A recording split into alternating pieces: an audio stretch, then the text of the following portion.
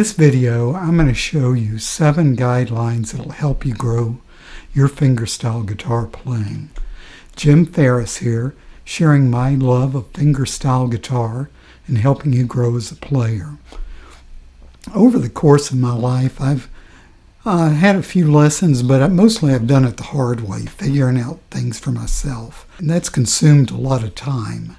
And hopefully, these tips that I'm going to share with you will help you advance at a faster rate.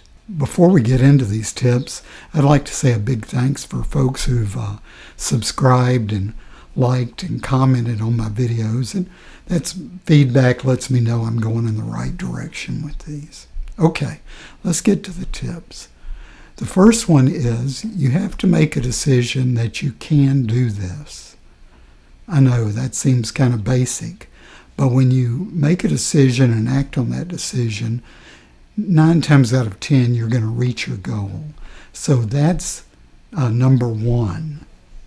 Number 2 is you need to devote more time to practicing than you do reading about guitars on guitar forums, trading and buying guitars and that sort of thing. I know when I was a kid, pre-internet, I bought everything I could find about guitars, magazines and all that, and I could give you all kinds of specs and tell you who played what and what recording, but I couldn't play very good. I was wasting my time. I should have been sitting with the record player and a chord book and working on that rather than all this minutia that I picked up. And so I would encourage you to scroll less and practice more. Okay, step 3 is setting up somewhere in your house or living area as a practice space, somewhere that you can leave set up all the time, so you just walk in and sit down and pick up your guitar and practice. This makes it easier to practice, and making it easier and doing it on a daily basis is where you're going to grow. Step 4 is learning the names of the notes on the fingerboard. Fingerstyle guitar players primarily play out of chord shapes. Classical players tend to play more melody with notes harmonizing the melody, but for all of us that are playing pop, country, jazz, that kind of thing, we're mainly working out of chord shapes. And by learning the names of the notes on the fingerboard, you'll be able to learn a few shapes and move them all over the neck.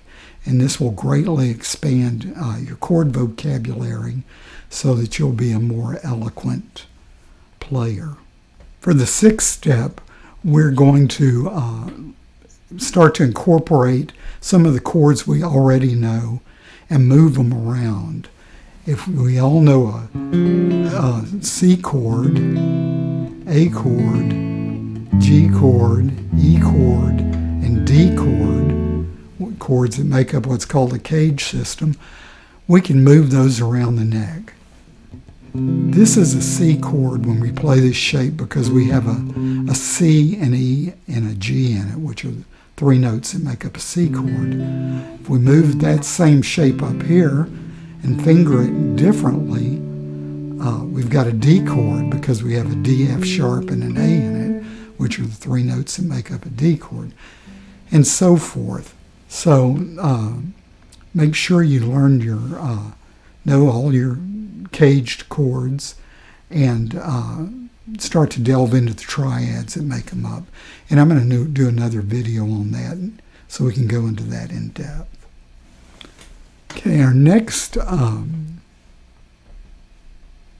step is to learn more movable chords. Once you have those caged chords under your fingers, you want to learn some other shapes and move them around. Again, you know, it's so important to know the names on the fingerboard. We can take this shape and it'll be an F major 7th. This is an F major 7th because we have an F here. This is an F major 7th because we have an F here, and so forth. So by knowing the names of the notes on the fingerboard and knowing a few shapes, which allows us to move around, we get a big chord vocabulary, and we are more sophisticated, elegant players. Step 9 is to work on your ear training. Playing guitar, although we analyze things and that sort of thing, playing guitar is all about sound. So it's important to develop your ear. We're blessed to live in a time where we have YouTube, frankly. On YouTube, you can find a song that you want to learn how to play and listen to it repeatedly and start to figure it out. And if there's a part that you can't figure it out, you can go to the little settings wheel that's in the bottom right-hand corner and click on that, and it'll allow you to slow the song down without changing the pitch. In fact, you can slow it down to 1/4 the speed of the original without changing the pitch, which really lets you evaluate all the notes that are being played and find them. Some of my favorite players, two of my favorite contemporary players, learned strictly by playing ear. Tommy Emmanuel and Jack Pearson. I know Tommy has frequently said that he doesn't read or write music, but he does it all by ear.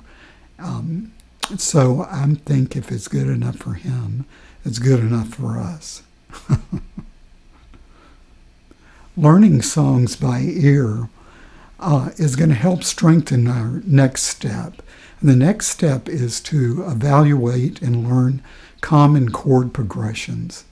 Each genre of music will have a defined and limited set of chords that are commonly used in it. Jazz, you hear people talk about 2-5-1 progressions. In blues and country, you hear people talk about 1-4-5 progressions. Well, we need to be able to identify those by ear, because when you can do that, you are able to just learn melodies and then play the supporting chords underneath, because you can anticipate what those chords are going to be based on knowing these commonalities in the music forms. Step number 11 is, again, one of the most critical steps in this whole process. You have to learn to persevere. Even when something's hard and when you fail at it, you have to keep going until you get it right. So that requires perseverance and patience. So those are both just key to learning how to do this. And it's something that we can all do, and we all benefit from learning. Okay, I hope these steps help you in your development and progress as a player. I'd love to hear your comments, and if this kind of information is helpful to you, consider subscribing. Okay, so until next time.